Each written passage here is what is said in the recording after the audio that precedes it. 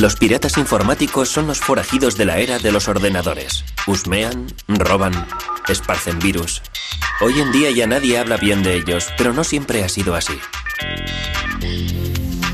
Este pirata informático inició una revolución en el mundo de los ordenadores. Este es el pirata informático en el que se inspiró. Y este es el pirata informático que siguió sus pasos y cargó con todas las culpas.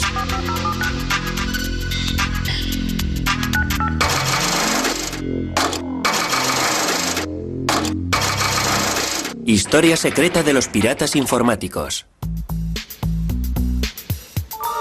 Estos tres rebeldes tecnológicos son los pioneros de la piratería electrónica. Para Steve Wozniak, la piratería informática es algo que tiene que ver con la creatividad. Logramos que la humanidad sufriera un gran cambio con aquellos pequeños ordenadores. Para John Draper, la piratería informática consiste en experimentar. Consiste en desmontar algo para mejorarlo, para conseguir que haga cosas diferentes, cosas más inteligentes. Hola, es Steve. estupendo ¿Qué tal volver te va, a verte? chico? En cuanto a Kevin Mitnick, la piratería informática es una forma de subversión. Se trata de revelar conocimientos prohibidos, de hacer travesuras, de intentar ser más listo que los demás. Se trata de buscar información. Es un reto intelectual.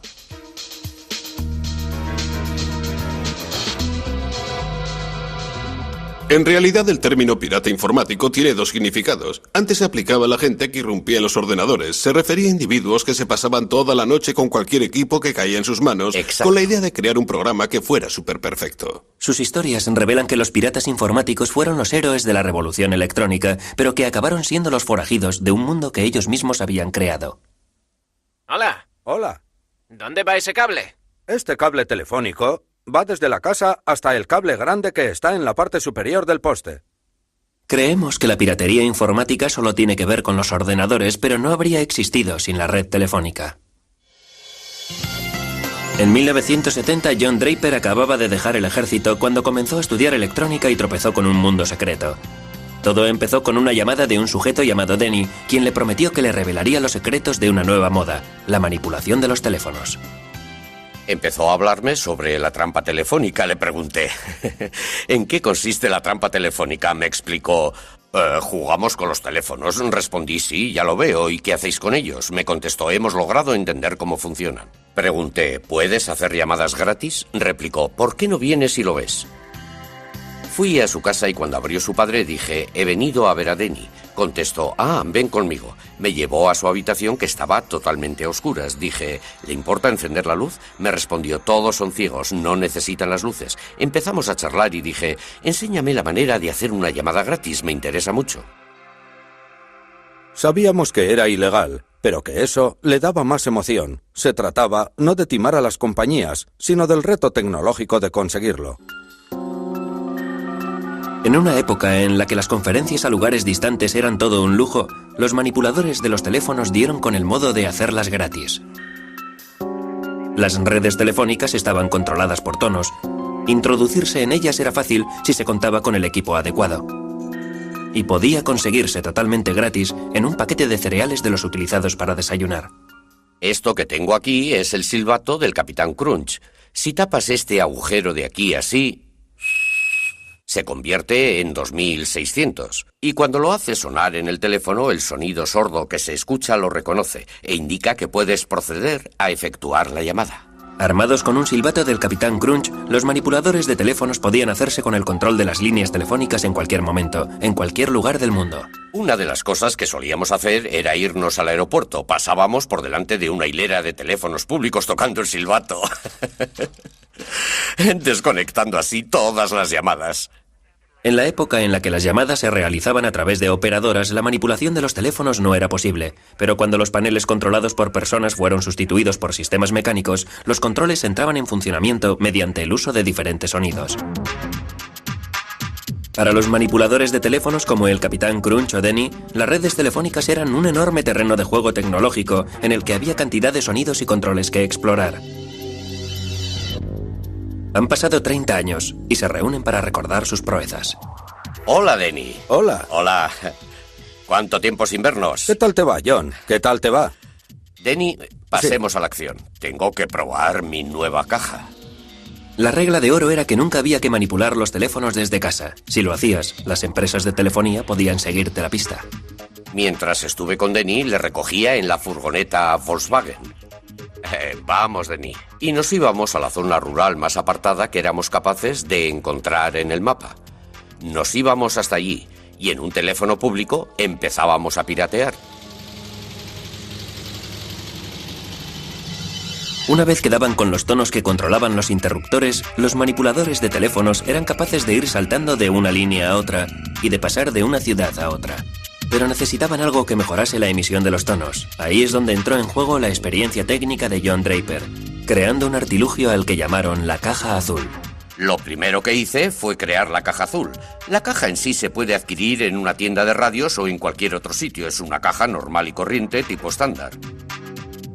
El teclado creo que lo conseguimos en un basurero o algo parecido. Aquí hay uno. La caja azul no es más que un aparato que emite tonos. Emite un cierto número de tonos que la empresa de telefonía interpretaba como tonos procedentes de sus propios equipos técnicos, aunque éramos nosotros quienes los emitíamos. Se convirtió en la llave del reino. Si, por ejemplo, quería una operadora en Nueva York, pulsaba 121 arranque y eso me ponía en contacto. Su llamada no puede ser atendida. Este es un anuncio grabado. Equipados con una caja azul, realizaron llamadas a todo el mundo, con frecuencia solo con la intención de divertirse, escuchando un mensaje grabado en un idioma desconocido. El hecho de que las empresas de telefonía permitieran que el sistema estuviera montado así era algo que me causaba asombro. No podía creer que resultara todo tan fácil. KP182 inicio. Los patrones de los números eran algo que de verdad me intrigaba. Tenía una gran facilidad de acceso a las empresas de telefonía pese a usar un sistema de acceso muy rudimentario. La tecnología de la caja azul fue el gran éxito de los manipuladores de teléfonos. Su red invisible se extendió y no pasó mucho tiempo antes de que los manipuladores empezaran a mantener contactos secretos a través de las propias líneas telefónicas. La mayoría de nosotros solo hablaba por teléfono por hablar. Solo hablábamos de lo que hablan los jóvenes, de sus amigas y de cosas por el estilo. Hablamos por teléfono con una operadora de California. Creo que los manipuladores de teléfonos solo actúan llevados por las ganas de divertirse. En aquella época, la red telefónica era uno de los sistemas más complejos que había, y que alguien conociera todos sus pormenores no dejaba de ser un descubrimiento importante. Los manipuladores de teléfonos no solo aprendieron a controlar los aspectos mecánicos, se convirtieron también en expertos en la manipulación de los empleados de las compañías, un arte que convinieron en llamar ingeniería social. Denny se hizo todo un experto en la llamada ingeniería social. Consistía en la habilidad de entrar en la empresa telefónica y hablar con su personal haciéndoles creer que trabajabas para su misma empresa de telefonía. ¿Qué tal te va, Ron? Bien, soy Bob. Tenemos que llevar a cabo una prueba de transmisión. ¿Qué tal te va, Ron? Bien, soy Bob, del despacho Alpine de Phoenix, Arizona. Desconectamos el manguito de plomo de la arandela y luego la volvemos a colocar. Podía llamar a la sala de organización, podía decir, les estamos hablando desde Fresno. Hemos detectado que están teniendo un error en la línea interurbana. Podrían decirme cuál es el número de dicha línea y podrían facilitarme el número de identificación y lo hacían. Finalmente, las empresas de telefonía se dieron cuenta de la intrusión. Muchos de nosotros recibimos advertencias varias veces de los agentes especiales de las compañías telefónicas, de los encargados de seguridad de las compañías. Las conferencias de los manipuladores pronto se llenaron de historias sobre investigaciones llevadas a cabo por agentes de las empresas de telefonía, sobre todo por el famoso señor Duffy. El señor Duffy decidió hacer una visita a Bill. La madre de Bill permitió al señor Duffy hacer todo lo que quiso. Uno de aquellos agentes especiales solía hablar conmigo a veces. También habló en algunas ocasiones con mi padre con la esperanza de que yo dejara todo aquello. Posteriormente, Duffy fue a visitar a Bill a la escuela. No creo que Bill le dijera nada. Dejábamos de hacerlo durante una temporada, pero como nos divertía, volvíamos a hacerlo una y otra vez. El señor Duffy pronto quedó eclipsado por una amenaza mucho más seria: ser expuestos a la luz en un medio de comunicación de difusión nacional, gracias a Ron Rosenbaum, un periodista neoyorquino. Fue como entrar en el mundo de los forajidos electrónicos de Alicia en el País de las Maravillas. Estaban enviando mensajes fuera de los canales convencionales y además estaban creando el miedo a la intromisión en las comunicaciones. Creo que los manipuladores del teléfono respondían a la paranoia generalizada que sentía el público respecto a los teléfonos y a las comunicaciones. Debido al movimiento antibelicista y a la reacción del FBI, todo el mundo pensaba que su teléfono estaba intervenido. El teléfono fue una especie de foco de paranoia general sobre la intrusión del Estado, sobre la falta de intimidad, sobre toda esa clase de cosas. Rosenbaum logró dar con la pista de Denny y Joe Angresia. Sin embargo, el Capitán Crunch se mostró más esquivo. El Capitán Crunch era uno de los grandes personajes norteamericanos, una especie de superhéroe de fantasía creado en el país. Todos los que fueron entrevistados por Ron Rosenbaum habían mencionado al Capitán Crunch. Por esa razón le llamé y le dije, no nos gustaría que publicara usted ese artículo porque, en serio, no es una buena idea. El Capitán Crunch estaba muy preocupado porque no hacía más que repetirme, haga lo que haga, no quiero que esta información caiga en manos de los radicales. Él tenía la sensación de que aquello podría llegar a paralizar el sistema de telefonía de los Estados Unidos e incluso colocar a los Estados Unidos bajo el yugo nuclear de la Unión Soviética.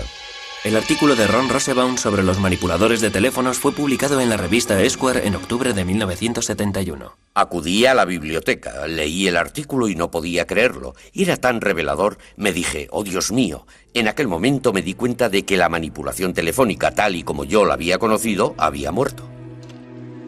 Se lo leí a Denny entero por teléfono. Todo el mundo recibió su llamada.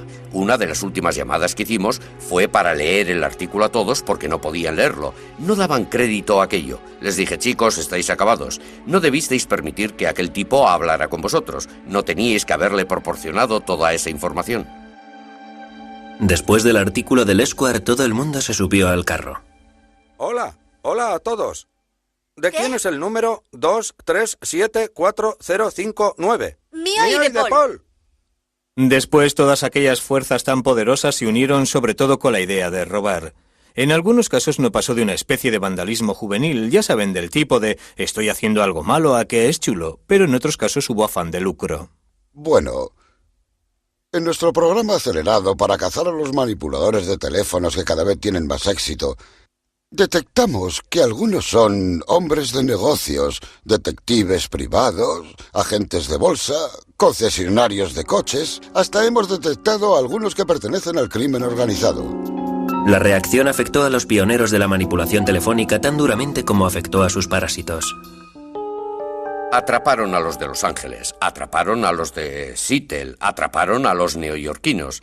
Crearon jurados de investigación que lo analizaron todo. Y claro, todos los que atraparon tenían mi número.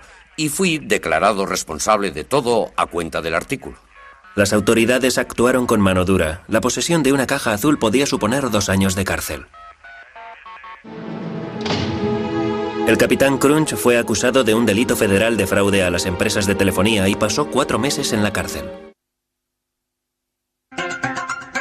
La manipulación de teléfonos estaba muerta, pero no enterrada.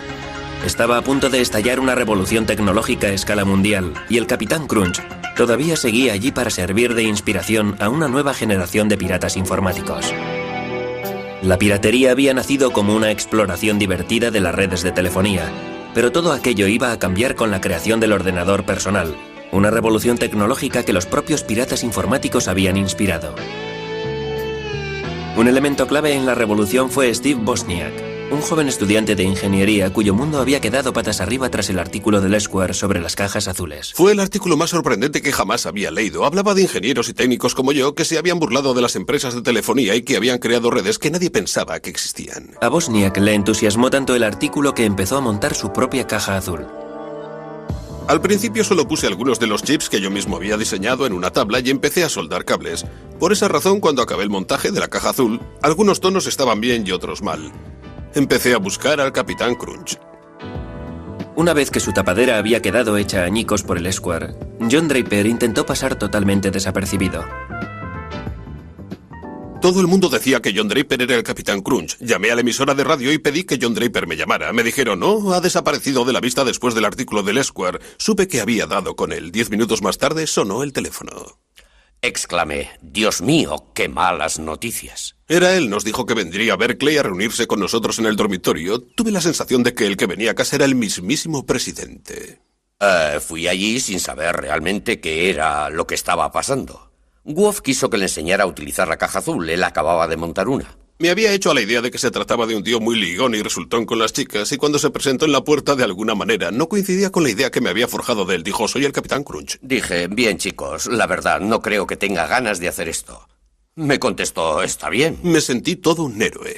Añadí, me imagino que no pasará nada. Al fin y al cabo, estoy en un dormitorio y será muy difícil que alguien detecte la llamada. Woz me preguntó, ¿podemos telefonear al Papa? Le contesté, pienso que sí. Cogí el número del Vaticano y llamamos preguntando por el Papa. Nos dijeron, el Papa no está disponible en estos momentos. Eran como las 4 de la madrugada.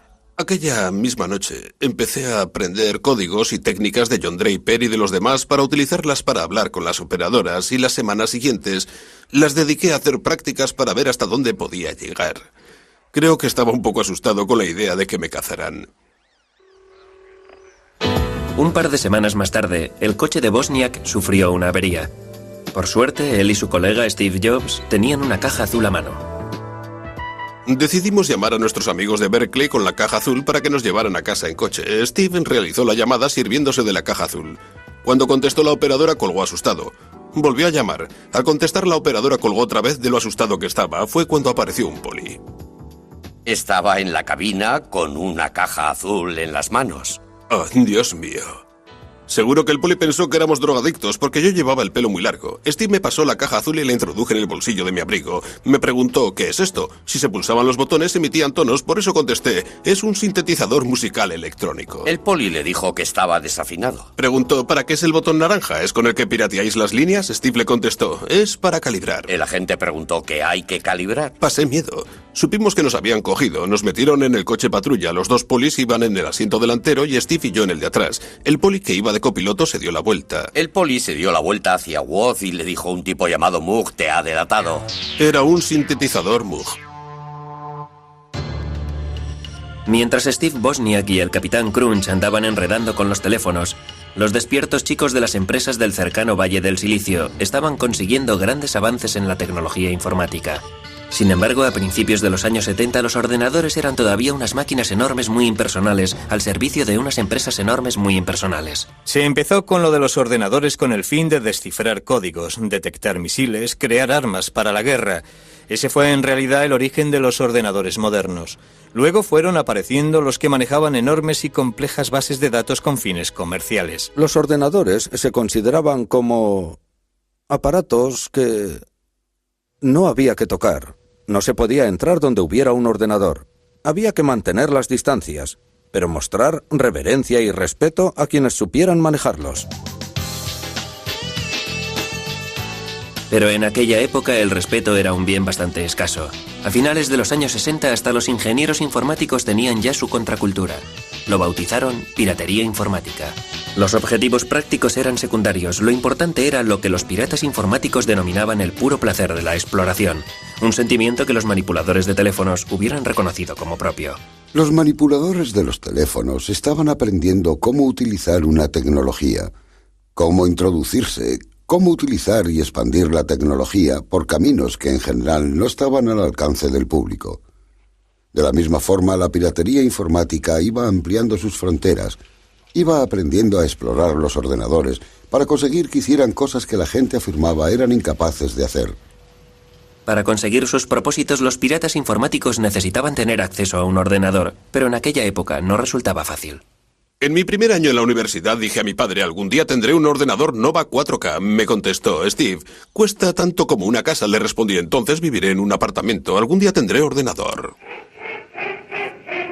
Cuando los ordenadores eran todavía unas máquinas crujientes que costaban 5.500 millones de euros, la idea de que alguien tuviera su propio ordenador personal resultaba inconcebible.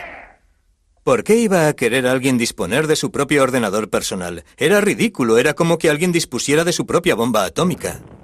La bomba estalló bajo la forma de unos nuevos componentes para montar un equipo que fue llamado Altair 8800. Apareció un artículo en una revista técnica en el que se presentaba el Alter, un equipo que cualquiera era capaz de montar. Entusiasmó tanto a un par de personas de la zona de la bahía que decidieron formar un club, incluso antes de que dichas piezas empezaran a salir al mercado. Se reunieron solo para compartir información. Lo bautizaron Club Informático Casero. Una noche de marzo de 1975 se congregaron 30 personas en un garaje para contemplar aquella extraña caja. Entre ellas se encontraba Steve Wozniak. Dentro de la caja había montada una red que llegó a fascinarles incluso más que la red telefónica. Estábamos dentro del garaje. Fuera estaba oscuro y estaba lloviendo. La puerta del garaje estaba abierta y todo el mundo empezó a hablar sobre ordenadores. La caja del Alter no tenía nada de especial. Venía desmontado. Una vez que lo montabas, movías las clavijas y empezaba a funcionar, pensabas, vaya, es bonito de verdad. Pero ¿qué puedo hacer yo con esto? Lo que hicieron fue programarlo para que interpretara Daisy. 15 años antes, los ingenieros informáticos habían conseguido obtener la melodía con una máquina del tamaño de una casa. En aquellos momentos, los piratas informáticos estaban consiguiendo lo mismo con un ordenador casero. Aquella primera reunión despertó tanto mi interés que los encuentros bisemanales se convirtieron en lo más importante de mi vida. Al club casero enseguida se le quedó pequeño el garaje.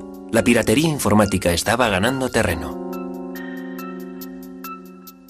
Alguien se levantaba y preguntaba, ¿tengo este problema? ¿Sabe alguien resolverlo? O, ¿recordáis que se mencionó este problema en el club hace 2 semanas? Ya tengo la solución.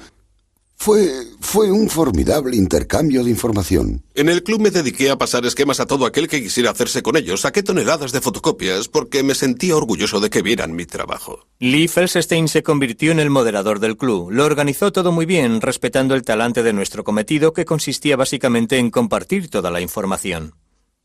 No atrajo a gente de nivel y que había tenido éxito en las empresas, a empresarios. No atrajo a ingenieros, de verdad. El prototipo de ingeniero se sentía bloqueado por ese sentimiento de... he de contar con permiso para hacer algo que no se ha hecho hasta ahora. Sin embargo, nosotros estábamos allí porque no necesitábamos ningún permiso. Los piratas informáticos se pusieron a trabajar para conseguir lo imposible, la creación de sus propios ordenadores. Sentíamos fascinación por contar en nuestras manos con la tecnología informática, por ser capaces de llegar a controlarla. Cada vez que alguien traía un ordenador al club, lo primero que hacía la gente era ponerse rápidamente a trabajar, a desmontarlo, a aprender todos los trucos y asediar a su creador con trillones de preguntas. ¿Cómo funciona? ¿Qué es eso? ¿Eso va ahí? ¿Qué clase de máquina es esta? Fascinados por la tecnología experimental, a los piratas informáticos no les importaba lo que sus ordenadores fueran capaces de hacer. Nadie tenía una razón práctica para querer poseer un ordenador personal.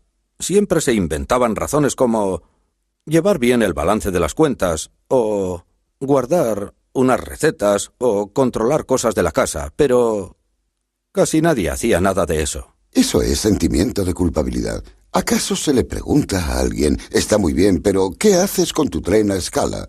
Nada, juego con él, disfruto con él, es divertido enredar con él, me divierto experimentando con él. Pero con aquellos experimentos se lograron auténticos avances.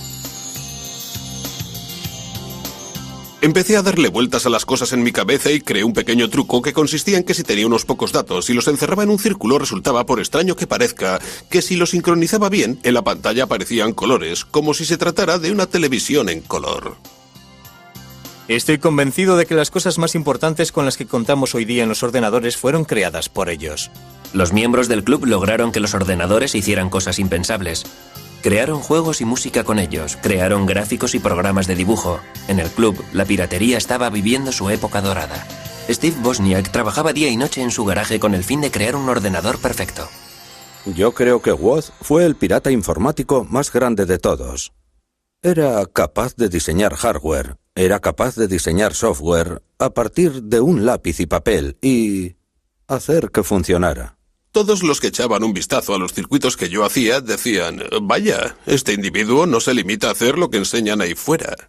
Él era capaz de hacer cosas que los demás no hacían, de establecer conexiones que los demás no hacían. Lo que me gustaba de los piratas informáticos es que tenían una forma distinta, una mejor forma de ver aquel mundo que les permitía establecer todo tipo de conexiones. Los piratas informáticos experimentaban con cualquier hardware o software al que podían tener acceso aunque no fuera suyo. Sin embargo, no todo el mundo tenía la idea de compartir. En 1976, el Club Casero recibió una carta hiriente de otro pionero informático. La mayoría de los aficionados a la informática han de ser conscientes de que se apropian de software que no es suyo. ¿A quién le importa si se paga o no a la gente que trabaja en ello? Lo que hacen es robar. En el que después se convertiría en un momento clave en la historia de la industria informática, Bill Gates escribió una carta desairada a los miembros del club en la que decía: «Un momento, yo escribí esto por dinero, no podéis distribuirlo, no es gratis, es trabajo». La carta de Bill Gates fue un presagio de lo que se avecinaba. Los ordenadores personales estaban a punto de convertirse en un gran negocio, tal y como Wozniak descubrió cuando su invento de garaje se transformó en el primer ordenador Apple. Cuando creó el Apple I, no le preocupó lo más mínimo haber inventado un nuevo producto. Él solo quería un ordenador que funcionara como él quería que funcionara, con todas las particularidades y características de diseño que a todo aficionado le gustaría que tuviera su ordenador. Steve Jobs, su compañero de universidad, que no había intervenido en la creación del hardware ni del software, dijo: «¿Sabes? Podríamos venderlos». Wood le respondió: «Tranquilo, hombre, tranquilo». La nueva empresa de Wozniak y de Jobs pronto creó el Apple II tras el Apple I. El ordenador de aficionado de Wozniak se convirtió en un producto de consumo muy apreciado. El Apple II introdujo la idea de que lo que se compraba era una caja de plástico parecida a una radio o a un aparato de alta fidelidad. Uno se lo llevaba a casa, lo enchufaba y empezaba a funcionar. Al tener que montar los primeros Apples a mano en el dormitorio de Wozniak, el proyecto no tenía visos de ser muy ambicioso. Pronto fue muy diferente. Steve me llamó por teléfono y me dijo: «Adivina, tengo un encargo de 54.000 euros». Solo habíamos puesto unos cientos de euros entre los dos y siempre nos preguntábamos si alguna vez lo recuperaríamos. De pronto me dice que tenemos un encargo de 54.000 euros. Supuso una conmoción enorme. En 1982 las ventas de Apple habían superado los 540 millones de euros anuales. La piratería informática y los negocios no eran compatibles. Los días del club cibernético casero estaban contados. Quizá acudí a unas cuantas reuniones más del club, pero empezó a dejar de ser lo más importante de mi vida. Lo más importante empezó a ser la empresa, Apple Computers. Tenía que dedicar más tiempo y energía a los productos que iban a salir a la venta. Al formarse empresas del tipo de Apple, al transformarse en negocios serios, tuvieron que empezar a introducir secretos. No podían contar a sus colegas del club informático casero cuáles eran sus planes para los nuevos productos, en qué estaban trabajando, porque sus competidores podrían haberse infiltrado allí y decir: «Caray, ¿Apple está haciendo eso? Hagamos nosotros algo parecido». Creo que al final fue esto lo que acabó con el club. El Club Informático Casero se reunió por última vez en 1986, dejando atrás no solo Apple, sino 23 empresas informáticas creadas por diferentes miembros del club. Los piratas informáticos podían afirmar que habían creado el mundo moderno, pero este era un mundo en el que ellos ya no eran bienvenidos. El 15 de febrero de 1995 concluyó una persecución de 2 años cuando agentes armados del FBI localizaron a un buscado delincuente en un edificio de apartamentos en Carolina del Norte. La piratería informática estaba a punto de convertirse en una profesión fuera de la ley. FBI, acérquese a la puerta, traigo una orden de arresto. A la 1:30 de la madrugada llamaron a la puerta. No miré el reloj de la pared porque de haberlo hecho no habría respondido. ¿Quién es?, pregunté. Me contestaron: el FBI. Buscaban a Kevin Mitnick, un pirata informático cuyas intrusiones en los ordenadores de otras personas le habían convertido en el enemigo público número 1. Mitnick, por muchas razones, se encontraba en el lugar equivocado en el momento equivocado. Internet estaba despegando. Había muchas cosas en juego en aquella época y creo que Mitnick fue el chivo expiatorio de los medios de comunicación y de parte de la administración. Lo presentaron como una especie de coco. 20 años después de que Mitnick fuera arrestado, los piratas informáticos habían hecho saltar la chispa de la revolución informática. Los miembros del Club Informático Casero habían logrado arrebatar a las empresas el control sobre los ordenadores y lo habían puesto en manos de gente corriente. Kevin era hijo de aquella revolución. En el instituto, todo el mundo fumaba drogas, bebía, iba a fiestas. Yo no estaba metido en aquello. Por la razón que fuera, no me gustaba salir. Yo disfrutaba con aficiones. Bueno, Aficiones que eran mucho más individualistas. En la generación de Mitnick había todo un campo electrónico que explorar. Las empresas y las administraciones empezaron a conectar entre sí sus ordenadores. El sistema telefónico ofrecía un atajo a esas redes tan seductoras. Era como si la red fuera el universo. Star Trek. Era ir donde jamás había estado el hombre. La red informática, las redes telefónicas, era ir a donde jamás había ido un pirata informático. No disponía de un ordenador personal. Empezó a piratear en la cadena de tiendas Radio Shack. Utilizaba los módems de los ordenadores de las tiendas para entrar en ordenadores de otros lugares. La nueva generación de piratas informáticos se inspiró en los forajidos electrónicos de épocas pasadas, como el Capitán Crunch, el manipulador de teléfonos. Era alguien a quien yo admiraba mucho, debido a su inteligencia, debido a sus habilidades y a sus conocimientos del sistema telefónico. Al igual que los manipuladores de teléfonos, Mitnick utilizó una amplia gama de habilidades para llevar a cabo la piratería informática. Tan importante como saber hacerlo era la ingeniería social, la habilidad para engatusar y trampear, para hacerse con información útil a través de empleados ingenuos. Con solo 17 años, Mitnick y sus amigos fanfarroneaban de haber logrado burlar a un guarda para introducirse en el mismísimo cuartel general de una empresa de telefonía y robar unos importantes manuales técnicos. Fue como entrar en una tienda de golosinas. Queríamos leer aquellos manuales para enterarnos de cómo funcionaba todo el sistema. Aquel delito le valió una condena adecuada a su edad. La empresa de telefonía estaba molesta porque alguien había tenido la osadía o la audacia de hacer aquello y porque ella misma no se había preocupado de su sistema de seguridad. Su sistema de seguridad era totalmente inoperante. El arresto de Mitnick creó un patrón para el futuro. Kevin continuó teniendo problemas. Tenía una capacidad más que notable para ser arrestado. Mitnick no fue el único que tenía problemas. Los oficiales de la NASA en Huntsville se percataron de que a finales de junio personas no autorizadas se habían introducido varias veces en un ordenador en el Centro Marshall de Vuelos Espaciales. Fueron lo suficientemente listos como para borrar la clave de entrada y la de salida. Los piratas informáticos, como ellos mismos se autodenominan, no solo fueron listos, sino muy arrogantes. Dejaron grabados mensajes en el ordenador como «No podéis cazarme». Yo creo que es algo biológico. Creo que hay gente que siente inclinación a hacerse pirata informático y gente que no. Se puede ver en los niños. Hay niños que se ponen delante de un ordenador y exclaman «Dios mío, por fin soy capaz de expresar una parte de mí mismo». Las investigaciones llevaron al FBI a la casa de 4 adolescentes, todos los cuales iban a un colegio elitista. Allí es donde Michael Strickland dice que consiguió el número del ordenador de la NASA. Bueno, el número estaba en la lista del módem de Huntsville como un número más. Evidentemente era un error. A pesar de todo, tomé la decisión de hacer la llamada. El término pirata informático empezó a vaciarse debido a la gente que no estaba imbuida del espíritu de los piratas informáticos que irrumpieron por primera vez en los ordenadores.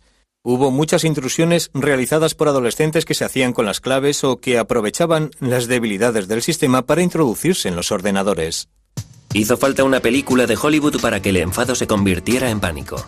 De repente hicieron una película, Juegos de Guerra, que tuvo un gran éxito de taquilla.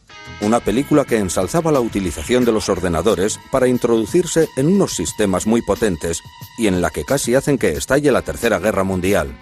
El significado de la palabra pirata cambió de la noche a la mañana. Un pirata informático pasó a ser un crío mofletudo lo bastante listo como para introducirse en una red informática perteneciente a una enorme organización militar. La emoción estaba en entrar donde no debías y en intentar que no te detectaran. La pasión que Mitnick sentía por explorar nuevos campos fue creciendo. Tomó la costumbre de dejar sola a su esposa para ir a un motel barato y así piratear las 24 horas al día los 7 días de la semana. Con la llegada de Internet no había ya nada que le frenara. Hasta la fecha resulta difícil hacer de Internet algo seguro porque fue creada para que la información navegara sin ningún tipo de cortapisas. Fue concebida con principios muy abiertos. Nadie es propietario de los protocolos que rigen Internet, por lo tanto todo el mundo puede hacer uso de ella.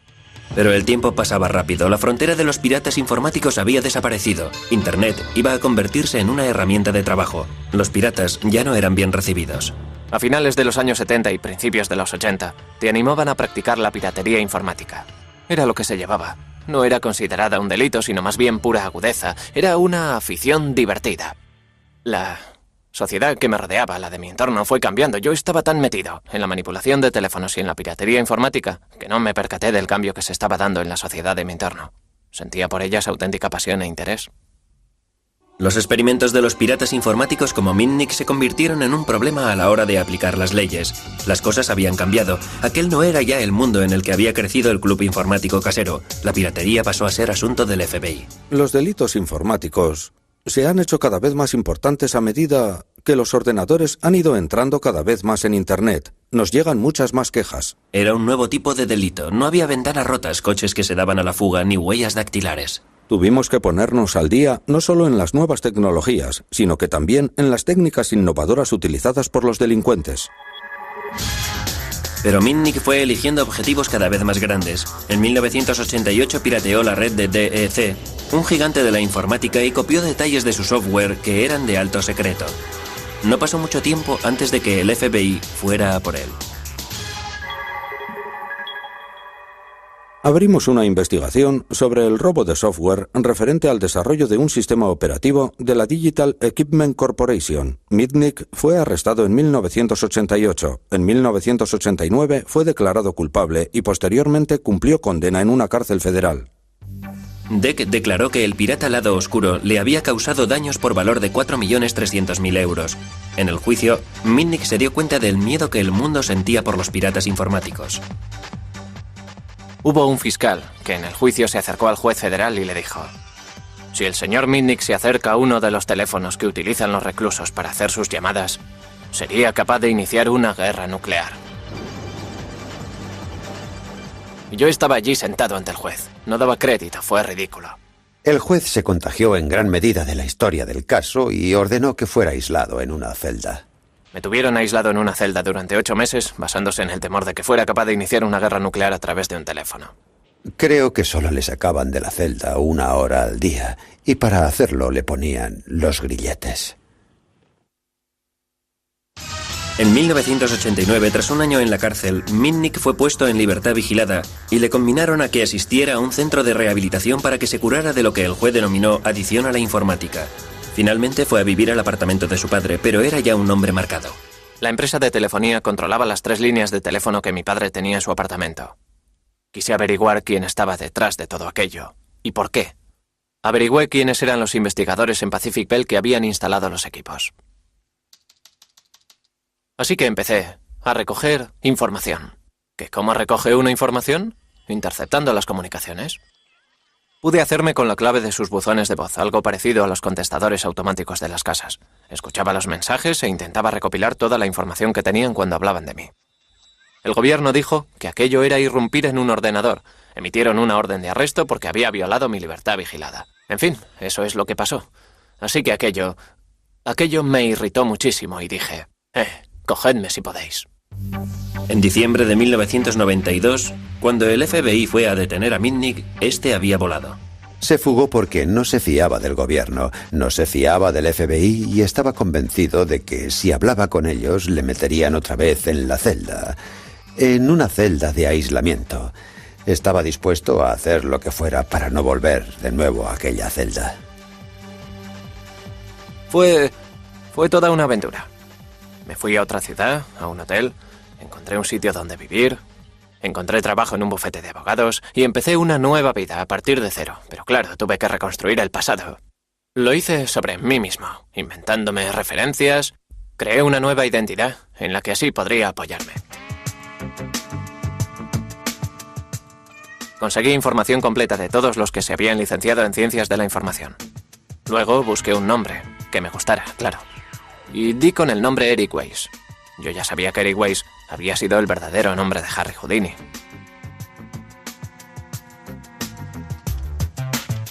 Estuve trabajando en el bufete de abogados de Denver durante un año. Algo más de un año bajo el nombre de Eric Weiss. Y lo que propició mi caída fue que seguí con mi afición a la piratería informática. Mitnick era capaz de introducirse en cualquier sistema, llamando a la gente desde su teléfono portátil mientras iba camino de casa. Engañaba a directores, secretarias e incluso a ejecutivos, al objeto de conseguir información. Mitnick siguió pirateando con una sola intención: ir por delante de la ley. Al piratear empresas de telefonía portátil y copiar sus teléfonos, era capaz de hacer llamadas cuya pista era imposible de seguir. Mitnick jamás persiguió un ideal o un objetivo que no fuera el pirateo en sí y el de ir siempre por delante del FBI. La fama de Mitnick se extendió muy pronto. En el verano de 1994, el fracaso del FBI en la detención del forajido informático ocupó los titulares de la prensa gracias al periodista John Markov.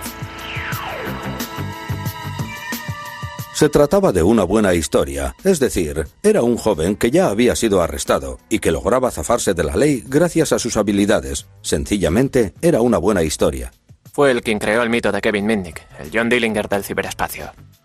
Creo que presentaron más de 60 denuncias sin pruebas que figuraban como hechos, como por ejemplo que había irrumpido en el NORA. Contaron historias falsas sobre el banco Security Pacific y que había pinchado los teléfonos del FBI. El retrato que Markov hizo de Mitnick caló hondo en el miedo creciente que sentían tanto las empresas como el público en general, que empezaban a acostumbrarse a la idea de una vida enganchada a los cables. Era una época en la que se hablaba de Internet. Estaba apareciendo la web a nivel mundial y la gente pensaba, podemos utilizarlo en el día a día y en los negocios. Si lo vamos a utilizar en los negocios, hemos de asegurarnos que los sistemas sean muy seguros, porque si vamos a mover millones de euros y vamos a disponer de información de clientes o de empresas, no puede ser algo que esté en la red al alcance de cualquiera. Nos interesa que toda esa información esté solo a disposición de la gente para la que queremos que esté disponible. Todo el mundo depende de los ordenadores. Los transportes, los bancos, la bolsa. De alguna forma la informática está presente en todo lo que hacemos. Cuando levantamos el teléfono, también es pura informática. Y solo la gente que no está familiarizada con dicha tecnología piensa que se trata de algo místico, algo mágico, y que ese tipo del que hablan es el enemigo público número 1 porque es capaz de manipular las cosas y cargárselo todo. Cuando por fin el FBI detuvo al enemigo público número 1, este residía en Carolina del Norte bajo el seudónimo de Tom Case. FBI, acérquese a la puerta, traigo una orden de arresto. ¡Se han equivocado de hombre! ¡Compruebe el buzón en el piso de abajo! Inmediatamente me puse al teléfono. Les dije a mis familiares dónde estaba, porque no tenían ni idea de que residía en Carolina del Norte. Me puse en contacto con mi abogado. ¡Un momento! Le conté que tenía al FBI en la puerta. Y acabé abriendo la puerta, solo un poco, para mirar. ¿Quiénes son ustedes? Inmediatamente empujaron la puerta y preguntaron, ¿es usted Kevin Mitnick? Respondí no, y dije, ¿me llamo Tom Case? ¿Por qué han irrumpido ustedes en mi casa? ¿Acaso no comprueban los buzones antes de importunar a alguien? Hice el papel de ingenuo y de que estaba enfadado. ¿Traen una orden de registro? La tenemos si es usted Kevin Mitnick. Dije, ya, pero no soy Mitnick. ¿Dónde está la orden? Y me dijeron, queremos llevarle al cuartel general del FBI para comprobar sus huellas dactilares y ver si realmente es usted o no Kevin Mitnick. De acuerdo, dije, por supuesto. Y añadí, deme su tarjeta, dígame a qué hora quiere que me presente mañana y allí estaré. Me dijeron, no, tenemos que llevarle ahora mismo, no tenemos ningún interés en que esto se retrase. Arrestadle, ponedle las esposas. Y así me arrestaron. Mitnick volvió a estar entre rejas. En aquella ocasión se enfrentaba a 25 cargos por fraude telefónico e informático. El caso era tan complejo que Mitnick se pasó 4 años y medio en una celda antes de ser llevado a juicio. Estuvo retenido en una cárcel del condado. Le golpearon, le hicieron un montón de cosas para que se enterara de que el gobierno estaba dispuesto a aplicar mano dura. La administración le dejó bien claro que podía ser acusado en distintas jurisdicciones, que podría enfrentarse a juicios múltiples. Durante mucho tiempo no hubo pruebas en su contra. El único juicio que Kevin Mitnick tuvo fue el que se llevó a cabo en el New York Times y en los medios de comunicación. Mitnick fue acusado de robar 86,5 millones de euros en concepto de software a las empresas que había pirateado. Como defensa, él se basó en la ética del pirata informático, que dice que copiar software no es robar.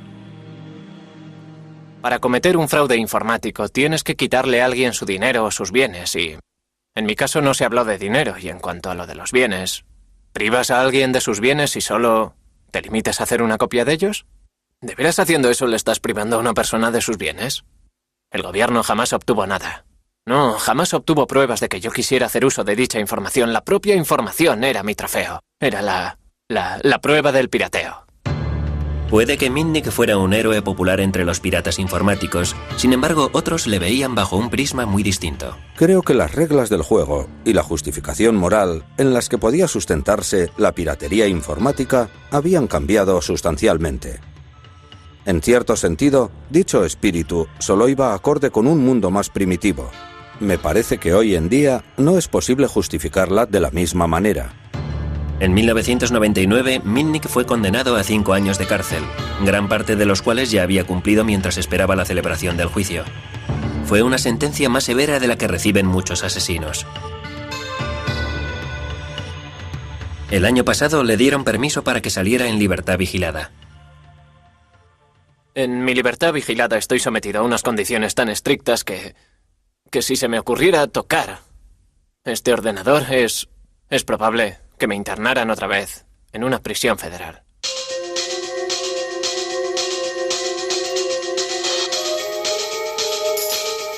Puede que a Mitnick le hayan prohibido que toque un ordenador. Sin embargo, le está permitido reunirse con sus héroes, los piratas informáticos, el Capitán Crunch y Steve Wozniak. Es puro sensacionalismo hacer que los piratas informáticos representen una amenaza a nuestra forma de vivir, a nuestra seguridad, a nuestro dinero y a todo lo demás que hay en el mundo. La gente no acaba de entender a las mentes curiosas. Siempre habrá un grupo de jóvenes brillantes y técnicos que hurgarán y se preguntarán ¿qué es esto? ¿Qué pasaría si...? A estos pioneros les resulta muy difícil hacerse a la idea de que el pirata informático es actualmente un forajido. Lo cierto es que el mundo ha cambiado y lo único que queda son bonitos recuerdos y reliquias de un pasado glorioso. Oh, hace 30, 40 años o algo por el estilo. ¿Os trae eso viejos recuerdos? Claro que sí. No hay nada que yo cambiaría por el éxito que tuvo Apple, excepto el año que pasé en Berkeley. Y antes de eso ya existía el silbato del Capitán Crunch.